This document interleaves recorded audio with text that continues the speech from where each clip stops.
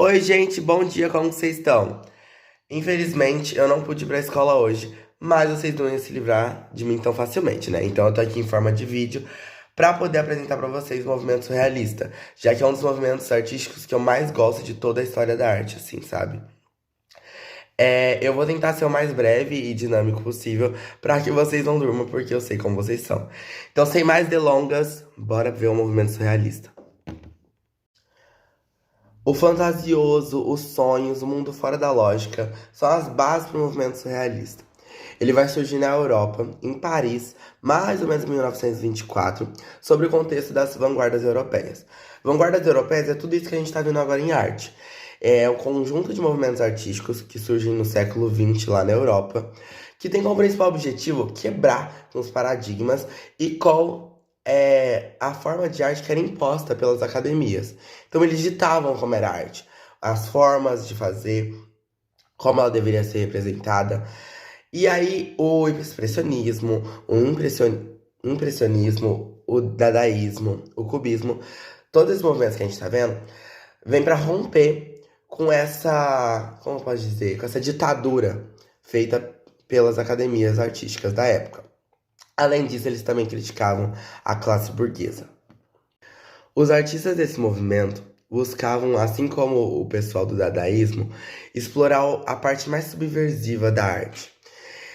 Inspirados pela psicanálise de Freud, que quem aí for fazer pedagogia, psicologia, acredito que vai ver bastante. Eles buscavam métodos de controlar o consciente e ir até o inconsciente para poder pintar suas obras, quadros, esculturas, enfim. Como parte do processo, eles buscavam o imaginário, o mundo dos sonhos. Eles chegavam até a pedir para as pessoas do cotidiano para elas escreverem experiências oníricas, né? Onírica é aquilo que tem caráter relacionado ao mundo dos sonhos, aos seus sonhos. Para se inspirar para fazer essas obras. A forma como eles pintavam, como eles faziam a arte deles, vai variar bastante. Pessoas como Masson vão ter pinceladas mais livres, enquanto pessoas como Salvador Dalí, um dos meus queridinhos, eles pegavam e eles mesclavam a realidade com uma ideia mais onírica, formando uma imagem assim que é muito satisfatória de ser vista, pelo menos por mim. Eu vou mostrar algumas aqui pra vocês. E Salvador Dalí, Magritte, a própria Frida pintam mais ou menos nesse estilo. Falando agora um pouco sobre algumas características do movimento, a gente vai ter a criação de cenas de sonho, imagens simbólicas, justaposição ilógica e inesperada, os jogos e técnicas para criar efeitos aleatórios, trocadilhos visuais, figuras distorcidas e formas biomórficas, a sexualidade desinibida de tabus, projetos primativos ou infantis, a rejeição da chamada ditadura da razão, que era imposta pela burguesia. Então a gente não vai ter a representação da pátria, da família, da religião, da honra, ou pelo menos não da forma como a gente está acostumado a ver. E o humor. Agora eu escolhi uma obra aqui que vai passar para mostrar um pouco dessas características para vocês. Para mostrar algumas das características, eu escolhi essa obra aqui, que é O Grande Masturbador de Salvador Dalí. E nela vocês podem ver muito do que eu falei.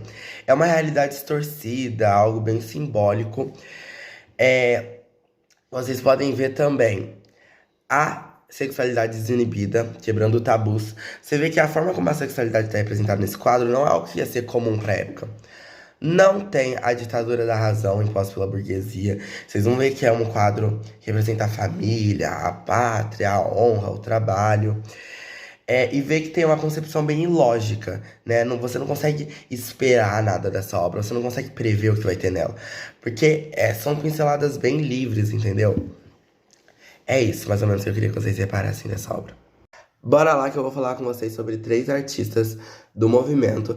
Existem vários, mas é que pra não ocupar muito tempo eu escolhi esses três, que é o René Magritte, a Frida Kahlo e o Salvador Dalí. Então vamos lá. Tô aqui com o meu chapéu de coco, entre várias aspas, e a pior tentativa de fazer uma maçã que eu já vi na minha vida. Alguns já devem ter percebido pela roupa, mas eu vou falar do Magritte. Vamos lá, gente, eu tenho que ser breve. O Magritte, ele foi um pintor, ilustrador, desenhista.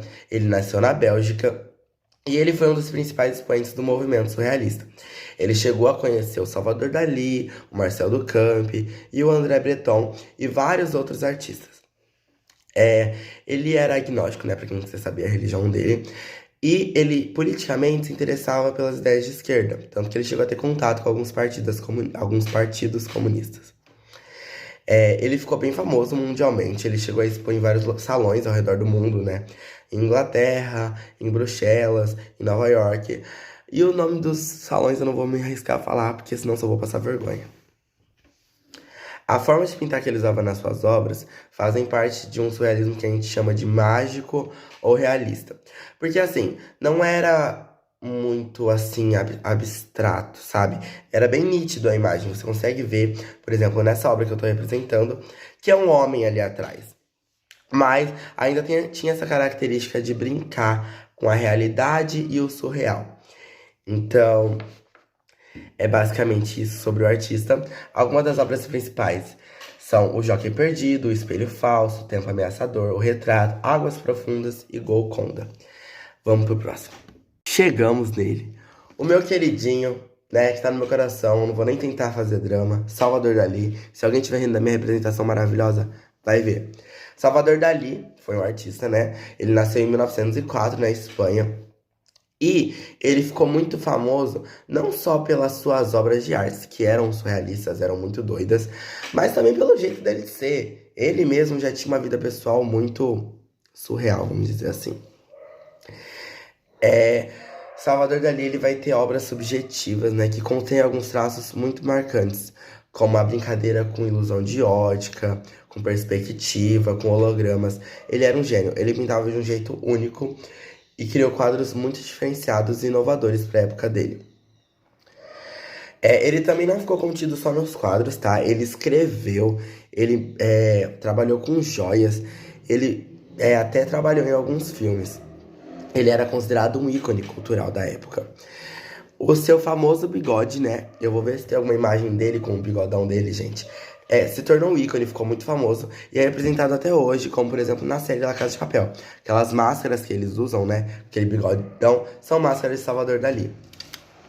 Ele fazia parte, assim como o Magritte, do movimento mágico realista, porque você consegue ver alguns traços mais nítidos ali na obra dele, né? Apesar de ainda assim brincar com as sensações oníricas, etc. E não poderíamos finalizar com outra, sou Frida e não me calo. A Frida é uma mulher que nasce em 1907, no México. Com 6 anos, ela contrai poliomielite, o que faz com que ela tenha sequelas para a vida toda. Com 18, ela sofre um acidente de ônibus, o que faz com que ela tenha um problema no pé muito sério. Então, a vida da Frida é assim. Ela é cheia de baixas, sabe? Ela passa por vários momentos difíceis. E mesmo assim, ela não desiste. Ela continua pintando, ela continua fazendo fotografias, que é o que ela gostava muito. Por isso que ela é um símbolo de resistência, de perseverança. Porque ela foi uma mulher muito forte. Mesmo quando ela estava hospitalizada, né, ela não conseguia andar, ela pintava, né? O pai dela fez um cavalete adaptado para ela. E ela pintava vários autorretratos. E uma das coisas que ela mais pintava era a realidade dela. Tudo que acontecia na vida dela, né? A vida amorosa, as relações familiares conturbadas, os acidentes. Ela representava em forma de pintura. Então a gente tem umas pinturas muito densas, muito pesadas de serem analisadas, mas que, como ela mesma disse, representam a realidade dela. Tanto que, apesar de André Breton declarar ela como uma representante do movimento surrealista, ela fala que não, ela não se considera surrealista, porque ela pinta a vida dela, ela pinta a forma como a vida dela é dura, é drástica, e aquilo é o real para ela. E até hoje a Frida é reconhecida, né, ao redor do mundo inteiro, né? Ela expôs o mundo inteiro, mas até hoje ela é um símbolo de resistência, um símbolo de feminismo, né? Pela força que ela tem como mulher e como artista. É isso. Alguns artistas acreditam que o movimento acabou com a morte de Breton em 1966 e outros acreditam que ele pendura até hoje. Vocês precisam notar como o surrealismo ele é importante, porque quando a gente vive muito preso ao nosso consciente, né, a nossa realidade cotidiana, a gente não se permite viver os nossos sonhos, os nossos devaneios, a vida fica muito monótona. Para finalizar, não pode faltar, né, Brasil. A vanguarda europeia do surrealismo, assim como as outras, ela surge na Europa, mas ela se difunde pelo mundo inteiro, né? Tanto que a Frida é mexicana, como vocês podem ver. Aqui no Brasil, a gente tem dois artistas, né? O Cícero Dias e a Tarsila do Amaral, que nas suas obras têm traços bem surrealistas, né? Eu vou deixar algumas coisas aparecendo aqui pra vocês. Então eles foram meio influenciados pelo movimento, né? A Tarsila a gente estudou bastante agora quando a gente viu o modernismo. Você pode ver como as representações dela são bem simbólicas, né? Bem ilusórias, mesclam assim a realidade, de uma forma meio abstrata. O que é muito bacana. Eu espero que vocês tenham gostado, que vocês não tenham dormido e que vocês tenham tido um pouco mais de curiosidade sobre o surrealismo. Qualquer dúvida vocês podem me chamar, gente. Eu tô aí na escola, mas podem me mandar mensagem no WhatsApp. E é isso. Um beijo.